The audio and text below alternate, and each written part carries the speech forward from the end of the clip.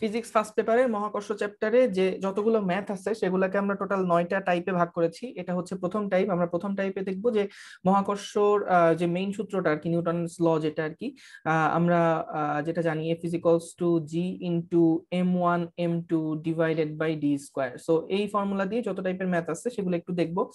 আর এখান থেকে আমাদের একটা জিনিস মনে রাখতে হবে, m1 এবং m2 এরা কিন্তু বিন্দু ভর।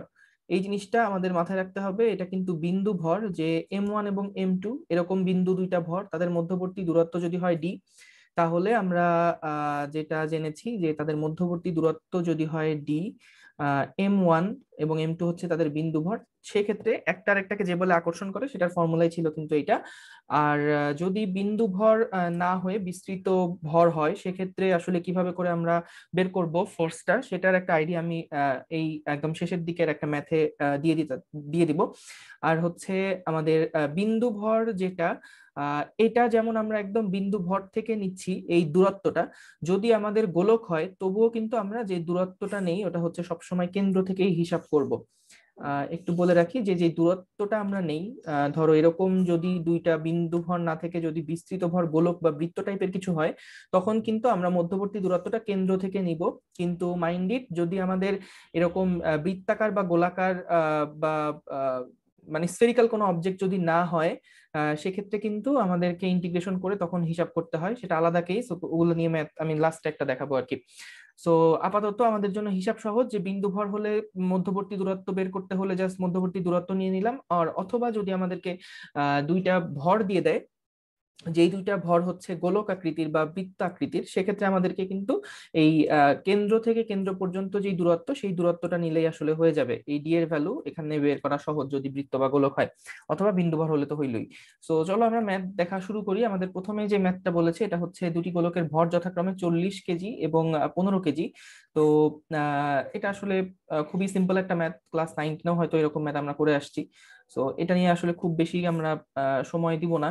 এখানে হচ্ছে একটা 40 কেজির ভর, এখানে হচ্ছে একটা 15 কেজির ভর, এবং তাদের মধ্যবর্তী যেই দূরত্ব সেই দূরত্বটা আমাদেরকে বলে দিয়েছে। মধ্যবর্তী দূরত্ব বলতে আমরা কোনো কিছু যদি স্পেসিফাই করে না দেয়, সেক্ষেত্রে আমরা তাদের কেন্দ্র থেকে কেন্দ্রের দূরত্বটাই ধরে নিব। সো এই দূরত্বটা বলে দিয়েছে 0.1 মিটার। হ্যাঁ, এবং আমাদের গোলক দুইটার ভর, প্রথম যেই ভরটা m1 সেটাকে আমি বলছি 40 কেজি, এবং আমাদের দ্বিতীয় যেই বস্তুটার ভর সেটা হচ্ছে m2, এটা হলো গিয়ে 15 কেজি। সো সেই ক্ষেত্রে আমাদেরকে বলেছে যে পারস্পরিক আকর্ষণ বল কত হবে। সো সিম্পল, আমি যদি ফর্মুলা বসাই দিই, F is equals to G into m1 m2 divided by D square. So এখান থেকে আমরা জি এর ভ্যালু বসাচ্ছি 6.673, ইন্টু m1 এর ভ্যালু হচ্ছে 40 ইন্টু 15 ডিভাইডেড বাই হচ্ছে 0.1 স্কোয়ার। সো এখান থেকে তুমি যদি ক্যালকুলেট করে দেখো, দেখবে এরকম একটা ভ্যালু আসছে 4.0038 ইন্টু 10⁻⁻6 নিউটন। আমি একটু রিকমেন্ড করবো তোমাদের সবাইকে যে এই যে প্রশ্নগুলো আছে এগুলা একটু সবাই তোমাদের খাতায় তুলে এবং এই নোটগুলো করে রেখো, কারণ পরীক্ষার আগের রাত্রে একবার করে ম্যাথগুলো দেখে গেলে কিন্তু চ্যাপ্টারের সকল ম্যাথই আসলে তোমার দেখা হয়ে যাবে। ওকে, সো পরের ম্যাথে যাচ্ছি। আমাদেরকে বলেছে দুটি বস্তুর প্রত্যেকটির ভর দ্বিগুণ হলে এবং এদের মধ্যবর্তী দূরত্বও দ্বিগুণ করা হলে, আহ দ্বিগুণ হলে বস্তু দুইটির পারস্পরিক মহাকর্ষ বলের কেমন পরিবর্তন হবে। অর্থাৎ বিষয়টা হচ্ছে এরকম যে আমাদের প্রথম যে m1 ভরটা ছিল সেটার ইনিশিয়াল যেটা ছিল, সেটার ইনিশিয়াল যে ম্যাসটা ছিল, সেই ইনিশিয়াল ম্যাসটা কি করা হয়েছে, দ্বিগুণ করা হয়েছে। যখন আমরা ফাইনালের কথা বলেছি, ফাইনাল যে ম্যাচটা, 1 নাম্বার ম্যাচের ফাইনাল যে ম্যাচটা, এটা হচ্ছে ইনিশিয়ালটা দ্বিগুণ হয়েছে। এবং একইভাবে আমাদের 2 নাম্বার বস্তুর যে ফাইনাল ম্যাচ, সেটা হচ্ছে ইনিশিয়াল যে ম্যাচ সেটার দ্বিগুণ করা হয়েছে। সো বলেছে যে মধ্যবর্তী দূরত্বও দ্বিগুণ করা হলো, অর্থাৎ ফাইনাল যে দূরত্বটা ডিএফ সেটা হচ্ছে ইনিশিয়াল যে দূরত্ব সেটার হচ্ছে দ্বিগুণ, সেটার হচ্ছে দ্বিগুণ। সো বলেছে যে বস্তু দুটির পারস্পরিক মহাকর্ষ বলের কিরূপ পরিবর্তন হবে। সো আমরা যদি এখান থেকে দেখি যে আমাদের একদম ইনিশিয়ালি যে ফোর্সটা ছিল সেটা আসলে কত ছিল, ইনিশিয়াল যে ফোর্সটা ছিল সেটা আসলে কত ছিল, G into m1 initial into m2 initial divided by D initial. আর আমি যদি এখন ফাইনাল যে ফোর্সটা আসছে সেটা যদি আমি হিসাব করি, তাহলে এক্ষেত্রে আসছে জি ইন্টু আমাদের m2i, m1f, সরি, মানে ফাইনাল যে ম্যাচটা সেটা, ইন্টু আমাদের m2 এর যে ফাইনাল ম্যাচটা সেটা, এবং তারপরে ডি ফাইনাল যেটা সেটা। সো আমি যদি এখান থেকে এখন এদের ইনপুট দেই, যে জি এর ভ্যালু তো থাকছেই, ইন্টু m1f মানে কত, m1f মানে হচ্ছে আমাদের 2 ইন্টু m1i, 2 × m1i এবং m2f মানে কত, 2 × m2i। সো আমি এখানে লিখবো 2 × m2i এবং df মানে হচ্ছে 2di। সো এটার উপরে অবশ্যই জানো যে স্কোয়ার হবে কিন্তু, আচ্ছা আমি এখানে স্কোয়ার দিতে ভুলে গেছিলাম, এই যে স্কোয়ারটা হবে। আচ্ছা, সো তাহলে আমাদের এখানে কিন্তু যেটা দাঁড়াচ্ছে, আমি একটু এটাকে একটা সাইডে নিয়ে আসি। ওকে, সো এখানে আমি যদি এখন দুইটা ইয়ার তুলনা করি, দুইটা ম্যাসের দুইটা ফোর্সের যদি আমি এখন তুলনা করি, অর্থাৎ এফ এফ ডিভাইডেড বাই যদি আমি এখন এফ আই করি, তাহলে দেখো আমাদের একদম উপরে যেটা আসছে সেটা কি, এটা যেটা আসছে এটাকে যদি আমি এখানে, আচ্ছা এটা কপি করে নিয়ে যাই, হ্যাঁ এটা এখানে থাকলো, আর এখান থেকে যেটা আসছে, ওকে সেটা যদি আমি এভাবে রাখি, হ্যাঁ সো এখান থেকে আমি দেখতে পাচ্ছি যে আমাদের কিন্তু নিচে কিন্তু 2 স্কোয়ার যেটা আসছে এটা মানে কিন্তু 4 হয়ে যাবে, ঠিক না? 2 যেটা আছে এটা কিন্তু 4 × di² হয়ে যাচ্ছে, অর্থাৎ আমাদের এখানে 4 di², যে 2di² হোল স্কোয়ার যেটা ছিল এটা 4di² হয়ে গেল। তাহলে এখানে কিন্তু 2 2 4 এটা কাটাকাটি হয়ে গেলে আমরা দেখতে পাচ্ছি যখন F F divided by F I করছি, আচ্ছা আমার এখানে আবার একটু গ্যাঞ্জাম লাগছে, এটা আসলে উপরে হবে, এটা হবে উপরে আর এটা হবে নিচে, ওকে। সো তাহলে আমরা এখান থেকে কিন্তু জি জি কাটাকাটি করে দিচ্ছি, তারপর di² সবকিছু কিন্তু কাটাকাটি হয়ে যাচ্ছে। সো তাহলে এটার ভ্যালু আসছে 1, তার মানে আমরা বলতেই পারি যে হ্যাঁ এফ এফ যেটা আছে সেটা is equals two F I. So এটাই হচ্ছে আমাদের, যে কোনো পরিবর্তন হবে না, যেমন আগে ছিল এখনো তেমনই থাকবে। ওকে, সো এবার দেখি আমরা পরের যে প্রশ্নটা আছে, এখানে বলেছে মঙ্গল গ্রহ এবং পৃথিবীর মধ্যবর্তী দূরত্ব দিয়ে দিয়েছে। সো আমরা আগে একটা মঙ্গল গ্রহ আঁকার চেষ্টা করি, যে এটা হচ্ছে মনে করলাম আমাদের মঙ্গল গ্রহ, এবং আমাদের এটা যদি মঙ্গল গ্রহ হয় তাহলে এটা মনে করলাম পৃথিবী। ওকে, সো মঙ্গল গ্রহ এবং পৃথিবী এদের মধ্যবর্তী একটা দূরত্ব আমাদেরকে কিন্তু বলে দিয়েছে, যে দূরত্বটা বলে দিয়েছে এই কেন্দ্র থেকে কেন্দ্র, সেই দূরত্বটা হচ্ছে 10⁸ কিলোমিটার, 10⁸ কিলোমিটার। ওকে, তো বলেছে মঙ্গল গ্রহের ভর কত, এটা হচ্ছে আমাদের সেই মার্স যে গ্রহটা, এটার মনে করলাম ম্যাস অফ এম, অর্থাৎ ম্যাস অফ মার্স, আর এটা হচ্ছে ম্যাস অফ আর্থ। তো এখানে দুইটার ম্যাস আমাদের কিন্তু লাগবে না আসলে, যেটা বলেছে যে এটা দিয়ে দেয় নাই আমাদের, জাস্ট মার্সের যেই ম্যাসটা সেটা দিয়ে দিয়েছে, এবং দুইটার মধ্যে দূরত্ব বলে দিয়েছে, মঙ্গল গ্রহ এবং পৃথিবীর দূরত্ব বলে দিয়েছে 10⁸ কিলোমিটার, এবং মঙ্গল গ্রহের ভরটা বলে দিয়েছে ভূপৃষ্ঠের উপরে 10 কেজি, সরি 50 কেজি ভরের একজন লোককে মঙ্গল গ্রহ কি পরিমাণ বলে আকর্ষণ করবে। তো এইখানে একটা বিষয় হচ্ছে যে ভূপৃষ্ঠটা কোথায় আছে এটা আমাদের আসলে স্পেসিফাই করে দেয় নাই। তো আমরা এখানে আসলে কি পরিমাণ বলে আকর্ষণ করবে, সেখানে লোকটাকে আসলে একবার এই জায়গাতে আমরা ধরে নিতে পারি, অথবা এই জায়গাতে আমরা ধরে নিতে পারি, কারণ এটা হচ্ছে সবচেয়ে কম দূরত্ব, আর এটা হচ্ছে মঙ্গল গ্রহ থেকে থাকা সবচেয়ে বেশি দূরত্ব, তাই না? এছাড়াও তো আমাদের ধরো আমরা চাইলে এইখানেও বস্তুকে বসাইতে পারতাম, এখানেও ওকে বসাইতে পারতাম, কিন্তু এখানে দূরত্বটা কিন্তু অত বেশি হতো না, যতটা একদম ম্যাক্সিমাম দূরত্বটা এখান থেকে এই পর্যন্তই। সো তাহলে আমাদের এখানে আসলে আমরা ভূপৃষ্ঠের উপরে 50 কেজি ভরের একজন লোককে মঙ্গল গ্রহ কি পরিমাণ বলে আকর্ষণ করবে, এটা জানার জন্য আমাদেরকে কিন্তু আসলে দুইটাই দেখাই দেওয়া উচিত, যে হ্যাঁ মিনিমাম এত ফোর্স আর ম্যাক্সিমাম এত ফোর্স। কিন্তু তুমি দেখবা মিনিমাম আর ম্যাক্সিমাম যদি হিসাব করো তাহলে তাদের মধ্যে খুব একটা আসলে তুমি ভ্যারিয়েশন পাচ্ছ না। তো আমরা তবুও আসলে দেখি যে হচ্ছে একদম কাছে থাকাকালীন অবস্থাতে আমরা ডিটা কোনটা নিব, এবং দূরে থাকাকালীন অবস্থাতে ডিটা কোনটা নিব। মেইন চ্যালেঞ্জটা কিন্তু এখানে এইটুকুই আমাদের। দেখো এখান থেকে যখন আমরা একটা লোক, এই যে এই লোকের ভর কিন্তু 50 কেজি, লোকের ভরটা কিন্তু ভাই 50 কেজি। তো তাহলে এখান থেকে আমাদের প্রথমে মার্সের যেই ম্যাসটা সেটা কিন্তু দিয়ে দিয়েছিল, যে এটা এটা দেওয়া আছে 6.5 × 10⁻23 কেজি, এটা দেওয়া আছে। সো তাহলে আমরা যখন ফোর্স হিসাব করছি, দেখো ফোর্স হিসাব করতে গেলে আমাদের কি কি লাগছে, আমাদের জি লাগে, জি আমরা জানি, m1 লাগে, সেটা হচ্ছে 6.5 × 10⁻23, অর্থাৎ মঙ্গল গ্রহের ভর দেওয়া, ওই লোকের ভর দেওয়া 50 কেজি, ডিভাইডেড বাই আমাদের একটা d² লিখতে হয়, তাই না? এই ডি এর ভ্যালুটা আসলে আমরা যেটা হবে বেসিক্যালি ডি এর ভ্যালুটাই কিন্তু চেঞ্জ হবে, বাকি সব আগের মতোই। তো তাহলে ডি যেটা, এটা যদি কাছেরটা হয়, অর্থাৎ এইটাকে যদি আমরা ডি হিসেবে কনসিডার করি, তাহলে এটাকে মনে করো বললাম ডি আই বা d1, সাপোজ এটাকে আমি বলছি ডি ওয়ান যদি হয়, তাহলে এখানে দূরত্বটা কত হবে, 10⁸ কিলোমিটার মাইনাস পৃথিবীর যে ব্যাসার্ধ সেটা হয় 6400 কিলোমিটার কিন্তু। তাহলে এইটা কিলোমিটার রাখলে কিন্তু হবে না, ডিটা কিন্তু মিটারে বসাতে হয় আমাদেরকে। সো তাহলে এখানে হবে কত, 10³ এত মিটার। তাহলে এটা হচ্ছে D1 হলো। আর আমি যদি ডি টু বলতে আমি যদি এখন এইটাকে বুঝি, অর্থাৎ সাপোজ আমাদের লোকটা এই জায়গাতে অবস্থান করছে, তাহলে সেক্ষেত্রে আমরা ডি টু বলতে সেটা কত, যে যেই দূরত্বের কথা বলে দিয়েছে, যে পৃথিবী, মঙ্গল গ্রহ এবং পৃথিবীর দূরত্ব 10⁸ অর্থাৎ এইখান থেকে আমাদেরকে কিন্তু এই পর্যন্ত দূরত্বটা দেওয়া আছে। আমরা আগের বার কি করেছিলাম, এখান থেকে এই দূরত্বটা বাদ দিয়েছিলাম, এতটুকু দূরত্বকে বাদ দিয়েছিলাম। এখন যেটা করব, এই পুরা দূরত্ব হিসাব করার জন্য এইটুকু তো আমরা জানি 10⁸ তার সাথে 6400 যোগ করে দিব।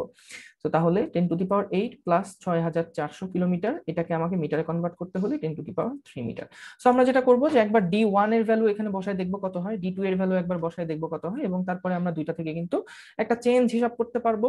আর বেশিরভাগ বইতে যেটা করা হয়েছে সেটা হচ্ছে আসলে এত পেঁচায় নাই, তারা এই 6400 বাদ দেয় নাই, যোগ করে নাই, কারণ এগুলো খুবই ইনসিগনিফিকেন্ট ভ্যালু অ্যাড করবে বা সাবস্ট্রাক্ট করবে। সেক্ষেত্রে আসলে আমাদের এখানে 10⁸ দিয়েও অনেকে করে দিছে।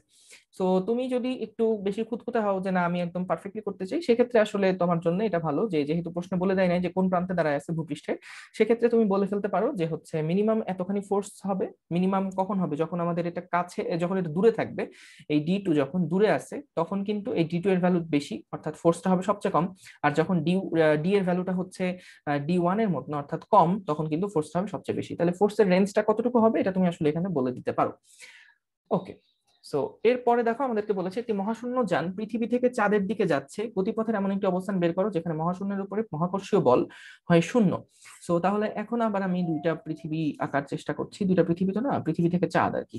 সো এটা যদি আমাদের পৃথিবী হয়, আমরা চাঁদ মনে করছি এইটা, তো এক জায়গা থেকে আরেকটা জায়গায় যাচ্ছে। এইরকম একটা অবস্থাতে আমাদেরকে বলেছে যে এই যে এদের মধ্যবর্তী যে দূরত্ব, সেই দূরত্ব কিন্তু দেওয়া আছে, যে আমাদের চাঁদ থেকে পৃথিবীর যে দূরত্বটা, সেই দূরত্বটা আমাদের দেওয়া আছে, কেন্দ্র থেকে কেন্দ্র দূরত্ব দেওয়া আছে, পৃথিবীর ভর দেওয়া আছে ME, এই ভর দেওয়া আছে ME, এবং আমাদের মুন যেটা সেটা দেওয়া আছে মুন, এবং ডিও দেওয়া আছে কিন্তু। সো কি বলেছে যে একটা রকেট এই ভূপৃষ্ঠ থেকে এদিক বরাবর যাচ্ছে, যেতে যেতে যেতে যেতে কোন পয়েন্টে আসলে তার উপরে মহাকর্ষীয় বল হয়ে যাবে 0। অর্থাৎ আমরা এইরকম জায়গাতে মনে করলাম আসছি, এইরকম জায়গাতে আমি দেখলাম যে হ্যাঁ পৃথিবী আমাকে যে বলে আকর্ষণ করছে সেটা এই দিক বরাবর, এবং চাঁদ আমাকে যে বলে আকর্ষণ করছে সেটা এই দিক বরাবর, এই দুইটা আকর্ষণ বলের মান 0। অর্থাৎ আমরা এমন একটা অবস্থান, এইটা সাপোজ যেই অবস্থানটাতে আমাদের এই মহাশূন্য যানের উপরে টোটাল যে ফোর্সটা, যেটা ও দিচ্ছে এবং ও দিচ্ছে, সে নেট ফোর্স কিন্তু 0 হয়ে যাচ্ছে, আমরা এটাই ধরে নিচ্ছি। তো এই পয়েন্টটা আসলে কত দূরে অবস্থিত সেটাই আমাদেরকে বের করতে হবে। এখন আমরা ধরে নিচ্ছি যে এইখানে যখন আসে তখন এটা ডি থেকে কতখানি দূরত্ব, সাপোজ এই দূরত্বটা হচ্ছে এক্স যদি আমি বলি, সেই ক্ষেত্রে আমাকে এই বাকিটুকু যে দূরত্বটা, এই দূরত্বটুকু কিন্তু হবে D-X। তো এটা যদি এমন সেই পজিশনটা হয়, এমন সেই পজিশন হয় যে পজিশনে দুইজনকে দিয়ে যে আকর্ষণটা হচ্ছে, যে ও যে আকর্ষণ করছে এবং এটা যে আকর্ষণ করছে, দুইটা আকর্ষণ যদি সেম হয়, তাহলে কিন্তু মহাশূন্যযানের উপরে মহাকর্ষীয় বল হবে 0, বা নেট গ্র্যাভিটেশনাল ফোর্সটা হবে 0। তো সেক্ষেত্রে এইখানে আমাদের যেই রকেটটা আছে, আমরা হচ্ছে ধরে নিচ্ছি যে এই দিকে বাম পাশের পৃথিবী আমাদেরকে যে ফোর্স দিচ্ছে, বা ওই মহাশূন্যযানে যে ফোর্সটা দিচ্ছে, এটা হচ্ছে FE, এবং মুন এদিকে যে ফোর্সটা দিচ্ছে এটা হচ্ছে FM। সো তাহলে আমাদেরকে এমন একটা পয়েন্ট বের করতে হবে যেখানে FE এবং FM এই দুইটা সমান হয়, এবং সেই ক্ষেত্রে আমাদের FE কত, FE বা আর্থ কি পরিমাণ ফোর্স দিচ্ছে, আর্থ যে পরিমাণ ফোর্স দিচ্ছে, আমি ধরে নিচ্ছি মহাশূন্যযানের ভর হচ্ছে m, এটা লাগবে না যদিও কাটাকাটি হয়ে যাবে। সো তাহলে আমাদের এখানে টোটাল যে ফোর্সটা আর্থ এটাকে দিচ্ছে, এই যে আর্থ এটাকে দিচ্ছে, সেটা কত হবে ME into m divided by x²। এইটা সমান সমান কত হবে FM যেটা, অর্থাৎ মুন যে বলে আকর্ষণ করছে সেটা কত, G ইন্টু মুনের ম্যাস ইন্টু আমাদের এখানে যে অবজেক্টের যে ম্যাস সেটা। সো তারপর ডিভাইডেড বাই কত হবে, D-X²। সো এখান থেকে খেয়াল করে দেখো আমাদের কিন্তু এই স্মল m কাটাকাটি চলে যাচ্ছে, তো এটা আমাদের প্রশ্নেও দেওয়া না এবং লাগবেও না আসলে। সো এবং জিও কাটাকাটি চলে যাচ্ছে, তাহলে আমরা এখান থেকে দেখতে পাচ্ছি D-X ডিভাইডেড বাই x² এইটা সমান সমান কিন্তু mm divided by ME। Okay, so এটাকে একটু ছোট করে ফেলি। আচ্ছা, তাহলে আমরা এখান থেকে যেটা দেখতে পাচ্ছি যে আমাদের D/x-1 ইজ ইকুয়ালস টু কিন্তু এইভাবে লেখা যায় যে ডিভাইডেড বাই ME²। কেন স্কোয়ার রুট লিখলাম, এই যে স্কোয়ার ছিল এটাকে স্কোয়ার রুট করলাম, তাহলে এই পাশে কিছু হলো না, এই পাশে স্কোয়ার রুট হয়ে গেল। সো তারপরে D/x সমান সমান কি হচ্ছে যে √m/me প্লাস 1। তো আমাদেরকে যেটা বের করতে হবে এক্স এর ভ্যালুটা বের করতে হবে। তাহলে এক্স সমান সমান যেটা হবে সেটা হবে হচ্ছে রুট ওভার না D divided by root over mass of moon, এটা moon divided by mass of moon divided by mass of earth plus 1। এই 1টা কিন্তু রুটের বাইরে। সো এখান থেকে আমরা কিন্তু এক্স এর ভ্যালুটা বের করে ফেলতে পারবো। জাস্ট আমাদেরকে ডি এর ভ্যালু ইনপুট দিতে হবে এখানে 3 × 10⁻8 3.8 × 10⁻8। এম ম্যাস যেটা সেটা হচ্ছে চাঁদের ভর 7.4 × 10⁻22 22। এম ই যেটা এটা এখানে ইনপুট দিলে তাহলে আমরা কিন্তু এক্স এর ভ্যালুটা এখান থেকে পেয়ে যাব। ওকে, সো এটা ছিল একটা ম্যাথ। সো এরপরে আমাদের আরেকটা ম্যাথে যাচ্ছি। এখানে বলেছে 2 মিটার বাহু বিশিষ্ট এবিসিডি বর্গক্ষেত্রের কেন্দ্র ও। সো আগে আমরা একটা বর্গক্ষেত্র এঁকে ফেলি যে এইটা হচ্ছে মনে করলাম আমাদের একটা বর্গক্ষেত্র, এইটা হচ্ছে মনে করলাম আমাদের একটা বর্গক্ষেত্র, এবং এই বর্গক্ষেত্রের এবিসিডি এটা মনে করলাম এ পয়েন্ট, এটা মনে করলাম বি পয়েন্ট, এটা মনে করলাম সি পয়েন্ট, এবং এটা মনে করলাম হলো গিয়ে ডি পয়েন্ট। সো এই এবিসিডি 2 মিটার যেই বাহু, অর্থাৎ এইটুকু কিন্তু 2 মিটার, এইটুকু কিন্তু 2 মিটার, বুঝতে পারছো, এটাও 2 মিটার, এটাও 2 মিটার। সো তাহলে আমরা এখান থেকে এবিসিডি যে বর্গক্ষেত্রের কেন্দ্র যেটা আছে, সেন্টারটা কোথায় আছে, মনে করলাম সেন্টারটা আছে এই জায়গাতে। সো এই সেন্টারটা যদি এইরকম একটা জায়গাতে থাকে তাহলে আমাদেরকে বলেছে যে উক্ত বিন্দুতে 1 কেজি ভরের বস্তু রাখা আছে, এই জায়গাতে 1 কেজি ভরের একটা বস্তু রাখা, আর এবিসিডি বিন্দুতে যথাক্রমে এটাকে আমি যদি এ বিন্দু বলি, এটাকে যদি আমি এ বিন্দু বলি, এটাকে যদি আমি বি বলি, এটাকে যদি সি বলি, এটাকে যদি ডি বলি, তো এ বিন্দুতে রাখা আছে 4 কেজি ভর, বি বিন্দুতে রাখা আছে 4 কেজি ভর, সি বিন্দুতে রাখা আছে 2 কেজি ভর, এবং ডি বিন্দুতে রাখা আছে 2 কেজি ভর। ওকে, সো আমাদেরকে যেটা করতে হবে ও বিন্দুতে বস্তুটা স্থির থাকবে কিনা সেটা আসলে বিশ্লেষণ করতে হবে। সো এখানে দেখো 1 কেজি ভরের যে বস্তুটা সেটা 4 কেজি, 1 কেজি ভরের বস্তুটাকে এরা সবাই কোন কোন দিকে টানবে সেটা আমি আগে দেখাতে যাচ্ছি। তো তাহলে 1 কেজি ভরের বস্তুটাকে এই 4 কেজি ভরের বস্তুটা টানবে কিন্তু এই দিক বরাবর, এবং এখানেও কিন্তু বি যেই ভরের বি পয়েন্টে যে 4 কেজি ভরের বস্তু আছে সেটা এই 1 কেজি ভরের বস্তুকে এইদিকে টানবে। এবং ডি এবং সিও আলাদা না, এরাও হচ্ছে এটাকে এদিক বরাবর টানবে, এবং সি যে ভরটা আছে সেটা আসলে একে এদিক বরাবর টানবে। সো তাহলে আমরা এখান থেকে যেটা দেখবো এই 4টা বলের লব্ধিটা আসলে 0 হয় কিনা। যদি 0 না হয় তাহলে কিন্তু এখানে আসলে বস্তুটা স্থির থাকবে না, ও বিন্দুতে যে বস্তুটা ছিল, এই যেটাই আমাদের ও বিন্দু ছিল, এই ও বিন্দুতে এই বস্তুটা কিন্তু তাহলে আর স্থির থাকবে না।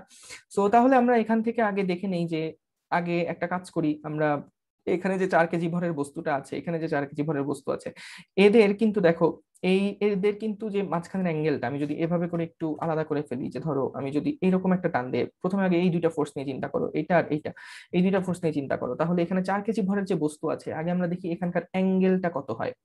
খেয়াল করে দেখো এখানে কিন্তু এটা যদি 90 ডিগ্রি হয়, এটা কিন্তু 45 ডিগ্রি, যেহেতু এখানে আমাদের হচ্ছে তোমার এটা একটা বর্গক্ষেত্র ছিল, তাহলে এটা 45 ডিগ্রি। কারণ কি দেখো আমি যদি কর্ণটা যখন এঁকেছিলাম, জাস্ট এইটুকু পার্টের কথা চিন্তা করি, এটা একটা ট্রায়াঙ্গেল। সো তাহলে এটা কিন্তু আমাদের এটা হচ্ছে 45, এটা 45, এটা হচ্ছে 90। তো আমি যদি এটাকে অর্ধেক করে ফেলি এখন, এটা যদি আমি অর্ধেক করে ফেলি তাহলে কিন্তু এইটা হচ্ছে 45 ডিগ্রি, এটা 90 ডিগ্রি, এটা হচ্ছে কিন্তু তোমার কত হবে, এটাও কিন্তু তাহলে আমাদের 45 হচ্ছে। হ্যাঁ, তো তাহলে আমাদের এখানে যেটা বলছিলাম, আমাদের এই দিকে সাদা কালারের যে ফোর্সটা আছে এটাকে কিন্তু আমরা দুইটা ভাগে ভাগ করে ফেলবো। একটা হচ্ছে এই দিকের একটা উপাংশ থাকবে এই ফোর্সের, এবং এই দিকে একটা উপাংশ থাকবে। সো যখন আমাদের এই সাদা ফোর্সটাকে আমরা এরকম উপাংশে ভেঙে ফেললাম তখন কিন্তু আসলে সাদা ফোর্সটা এক্সিস্ট করে না, আর আমাদের ওটাকে দুইটা ভাগে ভাগ করে ফেলা হয়ে গেছে। তাহলে এখানে দেখো এই সাদা ফোর্স, এই যে সাদা ফোর্সের এদিক বরাবর যে উপাংশ, এই অ্যাঙ্গেলটা ছিল 45 ডিগ্রি, তাই না? তাহলে এই 4 কেজির এদিক বরাবর উপাংশ কত, বা এই ফোর্সের এদিক বরাবর উপাংশ কত হবে? আমি যদি এখানে যে ফোর্সটা দিচ্ছে ফোর্সটাকে যদি এফ বলতাম, বা F1 বলতাম, বা FA বলতাম, তাহলে এফ এর এদিক বরাবর উপাংশ কত? এটা হতো FA cos 45 ডিগ্রি, এবং এইদিকে কত হতো?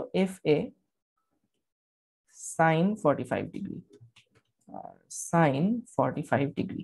কেন এটা কস? কারণ দেখো সবসময় আমরা বলে থাকি যে কোণ যার সাথে থাকবে, যেই সাইডের সাথে বা যে উপাংশের সাথে কোণ থাকবে সেটা হবে কস, অন্যটা হবে সাইন।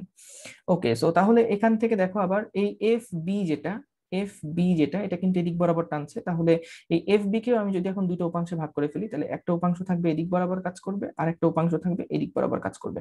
সো এইখানে আমাদের যেই ফোর্সটা অ্যাড হবে এদিক বরাবর এই এফ বি কে ভাঙার কারণে, এফ বি কে তো আমি ভেঙে ফেললাম, তাহলে এফ বি এর এই ওয়াই অক্ষ বরাবর যে উপাংশ সেটা হয়ে যাবে এফ বি cos 45 ডিগ্রি, কারণ এইটা হচ্ছে আমাদের 45 ডিগ্রি, আর এটা হচ্ছে F B sine 45 degree, sine 45 degree. So এইখান থেকে আমরা যদি এখন কাটাকাটি করি, তাহলে দেখো এখানে কিন্তু এফ এ এবং এফ বি দুইটার মান কিন্তু সমান।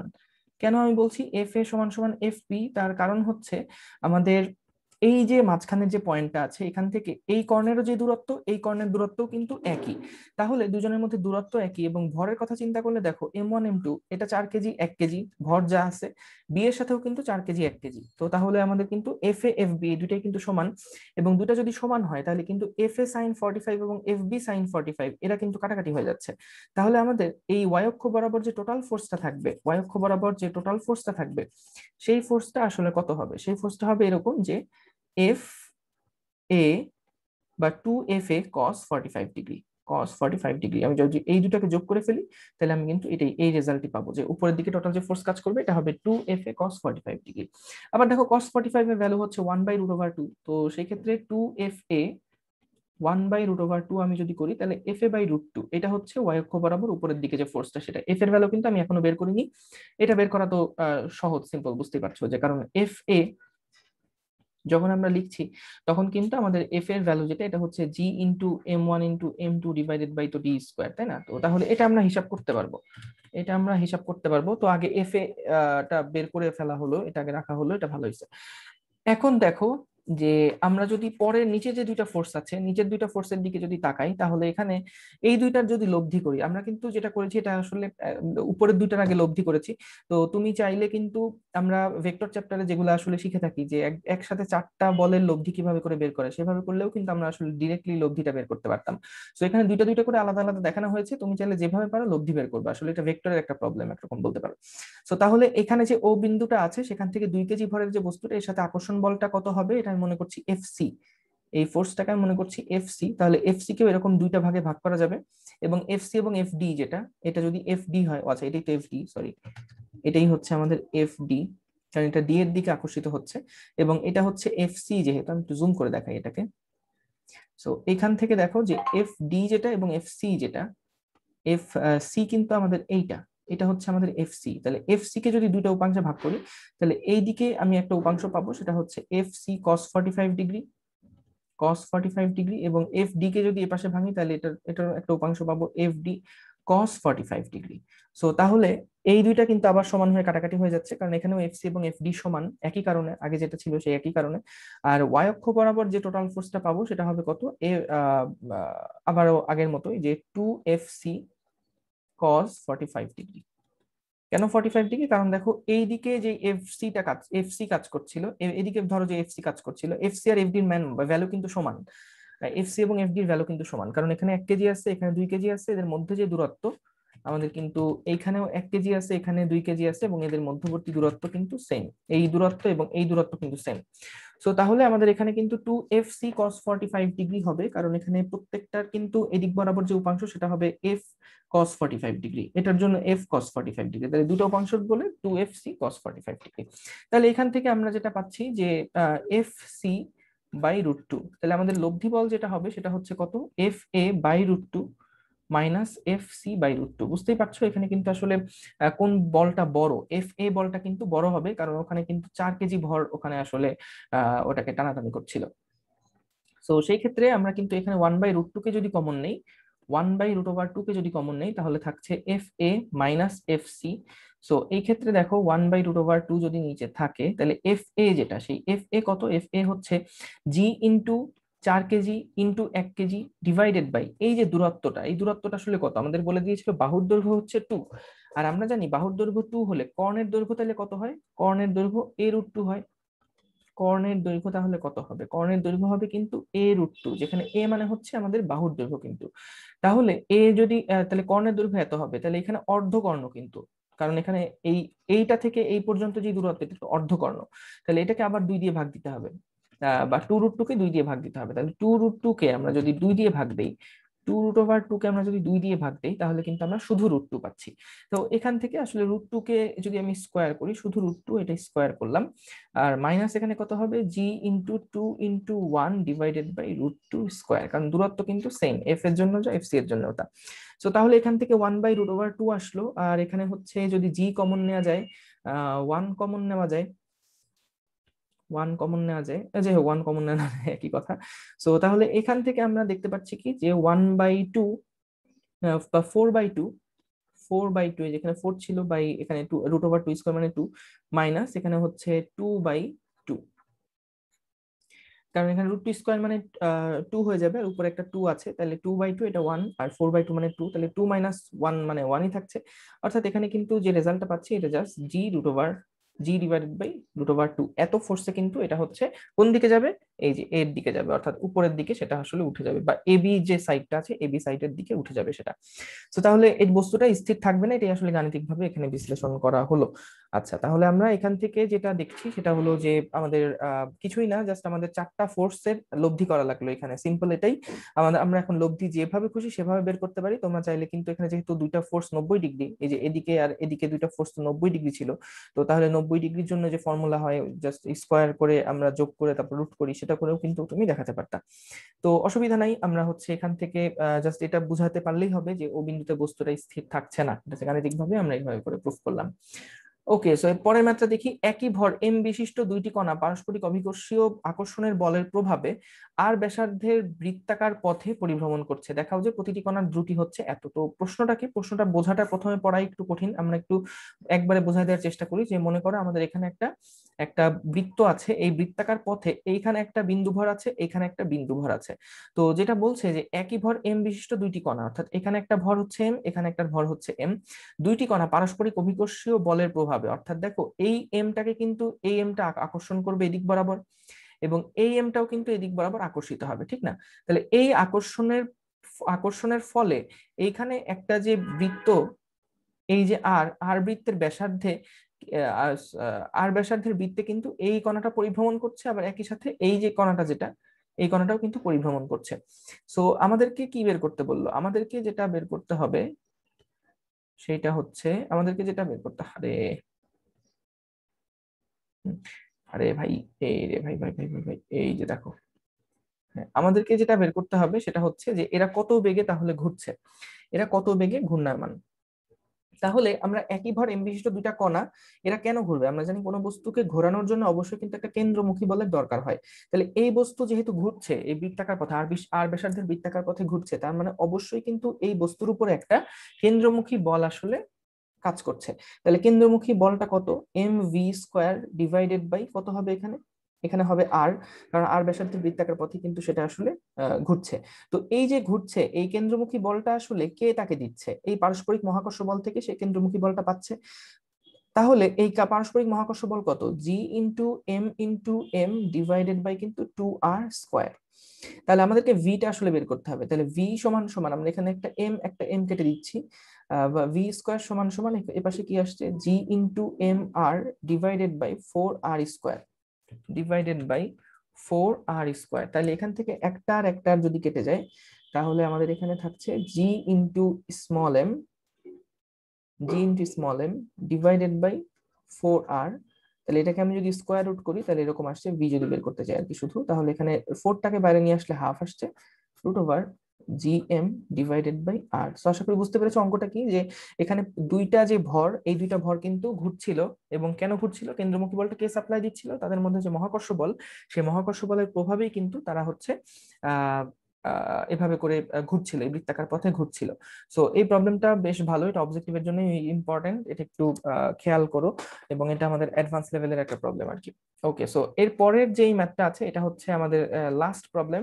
এই প্রবলেমটা একটু ভালো করে খেয়াল করতে হবে, কারণ এই প্রবলেমটা আসলে আমাদের মানে অনেকগুলা মিসকনসেপশন আসলে এখান থেকে দূর হয়ে যাবে।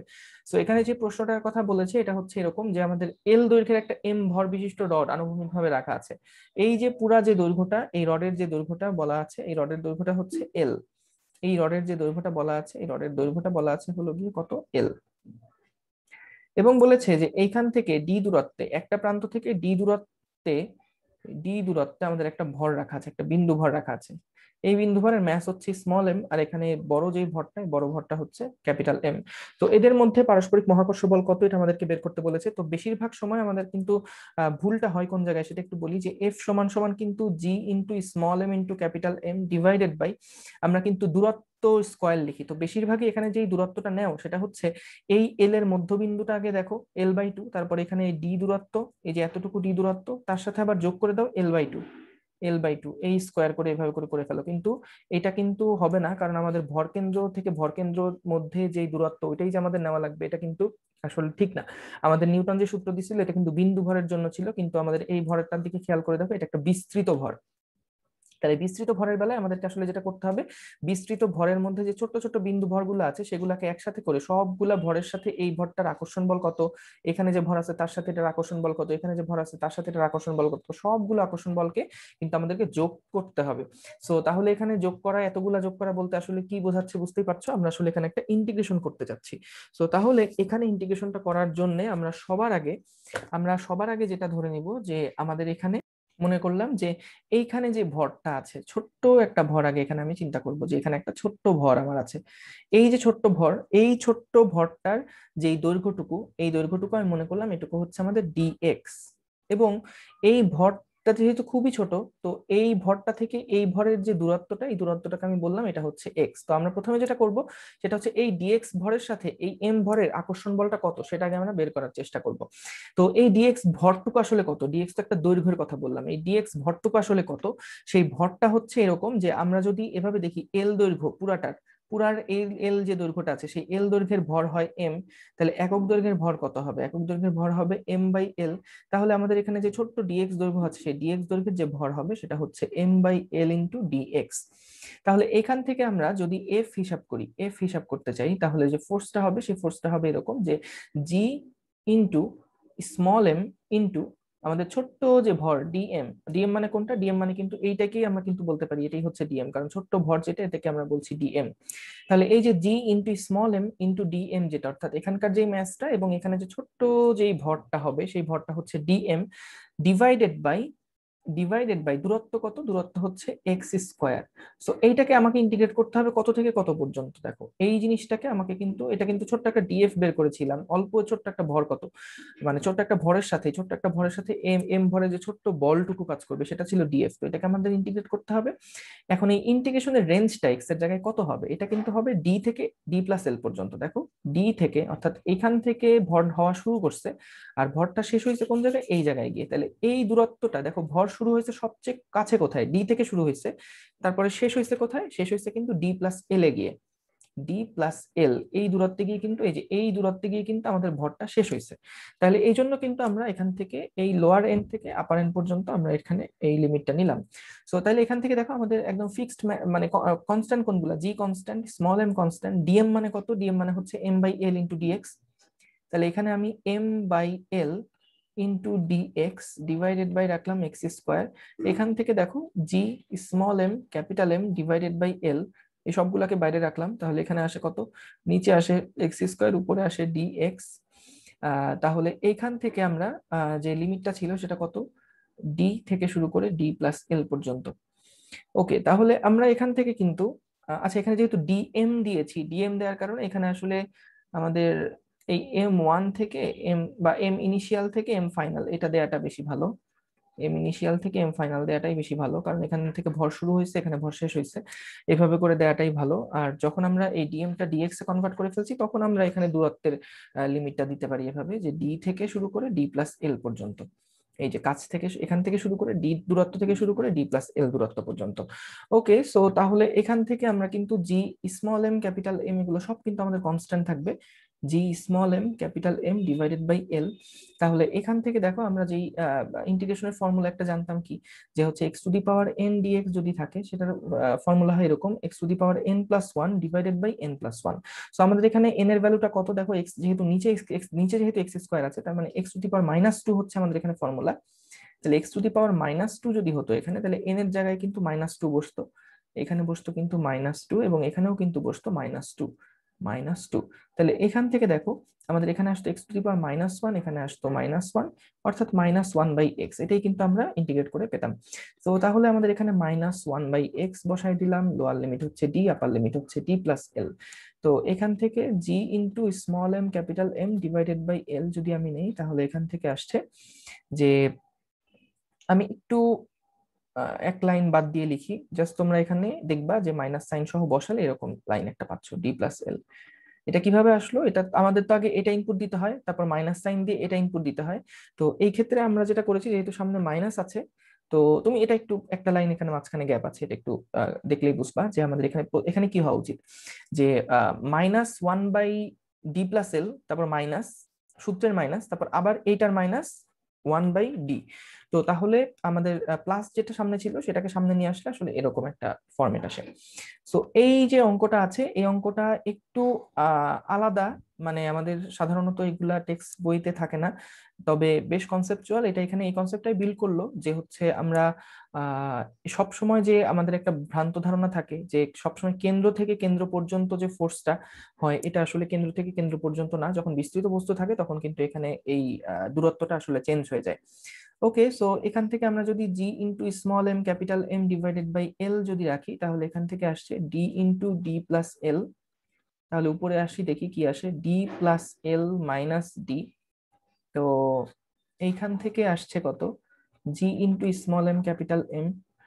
উপরে কিন্তু দেখো শুধু এল থাকবে, ডিডি কিন্তু কাটাকাটি হয়ে যাবে, ডিডি কিন্তু কাটাকাটি হয়ে যাচ্ছে, এবং এল এল কিন্তু শুধু এটা থাকবে। তাহলে আমাদের আসলে নিচে শুধুমাত্র এটা থাকবে যে ডি ইন্টু ডি প্লাস এল। এটাই হচ্ছে আমাদের কিন্তু অ্যান্সার। এটাই অ্যান্সার, যে একটা বিন্দুভর এবং একটা বিস্তৃত বস্তুর মধ্যে যে আকর্ষণ বল কাজ করবে সেটাই হচ্ছে এটা। সো আশা করি এই টাইপ 1 এর ম্যাথগুলা তোমরা বুঝেছো। আমি আশা করছি যে এইখান থেকে যে টাইপের ম্যাথগুলা দেখানো হলো, আমরা কিছু অ্যাডভান্স প্রবলেম দেখিয়েছি, কিছু ইন্টারমিডিয়েট প্রবলেম দেখেছি, এবং কিছু বেসিক প্রবলেম দেখেছি। তো এই সবগুলা যদি কেউ ভালো মতন বুঝে থাকো, কভার করে ফেলতে পারো, তাহলে আশা করি এই সূত্র নিয়ে যত টাইপের ম্যাথ আসবে ইনশাল্লাহ সবগুলাই পারবা। সো থ্যাংক ইউ সবাইকে। আল্লাহ হাফেজ। টাইপ 2 তে আবার দেখা হচ্ছে ইনশাল্লাহ।